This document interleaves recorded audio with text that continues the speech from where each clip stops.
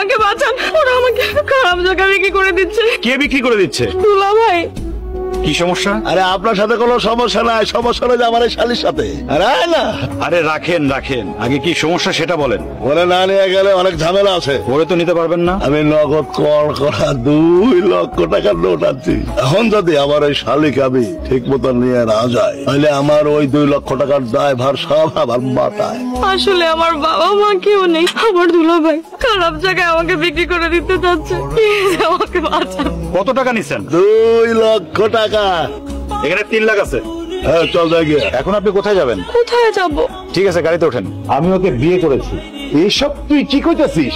আব্বা, আপনারা ভালো করেই জানেন আমি এক কথা বারবার বলি না। চারে চারে ধুইরা আইনা বলবি বাবা এটা আমার বউ, আর আমরা সেটা মাইনে নেবো? তুই ভাবলি কি করে? পরিচয় জানি না? বংশ পরিচয়ে কেউ বিয়ে করে না, বিয়ে করে মানুষে। আমি একজন মানুষকে বিয়ে করেছি। তুই কি আমাদের তালুকদার বংশের রেওয়াজের কথা ভুলে গেছিস? বংশ পরিচয় মান সম্মান নষ্ট হয় এমন কোনো কাজ আমি করিনি। আপনি তো লাখ টাকার ব্যবসা আমার হাতে দিয়েছিলেন, আমি সেইখানে ব্যবসাটাকে কোটি টাকা না শুধু 100 কোটি টাকায় নিয়ে গেছি। উপরআল্লাহ আমার হাত দিয়ে এখন 4-5 হাজার মানুষের রিজিক নির্ভর করায়। বাবা মায়ের অনুমতি ছাড়া, আত্মীয় স্বজনের অংশগ্রহণ ছাড়া এ বংশের কেউ বিয়ে করতে পারে না, এটা তুই জানিস না? এছাড়া আমার কোনো কিছু করার ছিল না। কেন ভাইয়া? ওর বন্ধুলা ভাই ওকে একটা খারাপ জায়গায় বিক্রি করে দিচ্ছিল মাত্র 2-3 লাখ টাকার জন্য। আমি টাকাটা দিয়ে ওকে নিয়ে আসছি। বিয়ে করতে গেলি কেন? তুমি বলো তো, বিয়ে করা ছাড়া এই বাড়িতে ওকে কি পরিচয় রাখবো? ও কোথায় যাবে? তোরে আমি এত কষ্ট করে পেটে ধরছি, এই দিন ঢাললি গা, তুই আমাকে এই প্রতিদান দিলি? বাবা মায়ের প্রতিদান কখনো সন্তান শোধ করতে পারে না। বিয়ে করে নিয়ে আসছি, খারাপ তো কিছু করিনি, এর জন্য তোমাদের অসম্মান হবে কেন?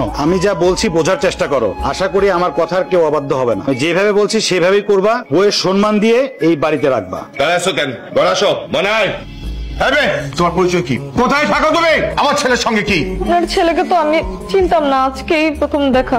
আমার ছেলের মাথাটা কেমনে খাইছো সেই দেখো। আপনার ছেলে তো উঠানে দ্বারা সব সত্য কথা বলছে, একটাও মিথ্যা না। সত্য মিথ্যা আমি বুঝি না। তোর আমি কিছু টাকা দিতেছি, তুই অক্ষরই এই বাড়ি ছেড়ে চলে যাবি। আব্বা, এইসব মেয়েদেরকে ভালো করে চিনি। টাকার অঙ্ক বলো, কত টাকা চাই? তোরে আমি 1 লক্ষ টাকা দেবো, তুই আমার ছেলে পিছু ছাড়বি। এসব আপনি কি বলতেছেন?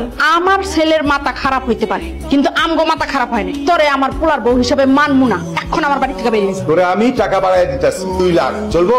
আরো লাগবো? আমি করি কোটি কোটি টাকার ব্যবসা, আরো লাগবো? টাকা কি এত সস্তা হয়ে গেছে আব্বা? তুমি নিজের ছেলের বউরে টাকা দিয়ে বিদায় করতে চাও? আমি কিন্তু এক কথা বারবার বলি না, তারপরেও কেন আমাকে দিয়ে বারবার একই কথা বলাচ্ছ? শোনো, ওকে আমি বিয়ে করেছি, কাবিন করে বিয়ে করেছি। কাবিন নাম আমার ব্যাগে আছে, ওই বাড়ি থেকে কোথাও যাবে না। তুই কি বুঝতাছিস? তুই পাগলামি শুরু করছিস? আব্বা, আমি তো সবসময় তোমার অবাধ্য সন্তান, আর অবাধ্য সন্তান না হলে তোমার 1 কোটি টাকা 2 কোটি টাকার ব্যবসার আমি 100 কোটি টাকা নিতে পারতাম না। আমি সবসময় আমার নিজের গতিতেই চলি। তাই বলে একটা রাস্তার মেয়েকে আমার সামনে এনে বলবি বাবা এটা আমার বউ, সেটা মেনে নিবো? না মানতে চাইলে মানবা না, সেটা তোমাদের ব্যাপার। ও এখন থেকে এই বাড়িতেই থাকবে। তোরে না আমি ওর থেকেও সুন্দর মাইয়া বিয়ে করাই আইনা দেব। তুই যদি তারপর ওই মেয়েরা যদি বিয়ে করে থাকস, তুই মেয়েরা তালাক দিয়ে দে। তুমি কি আব্বারে তালাক দিতে পারবা?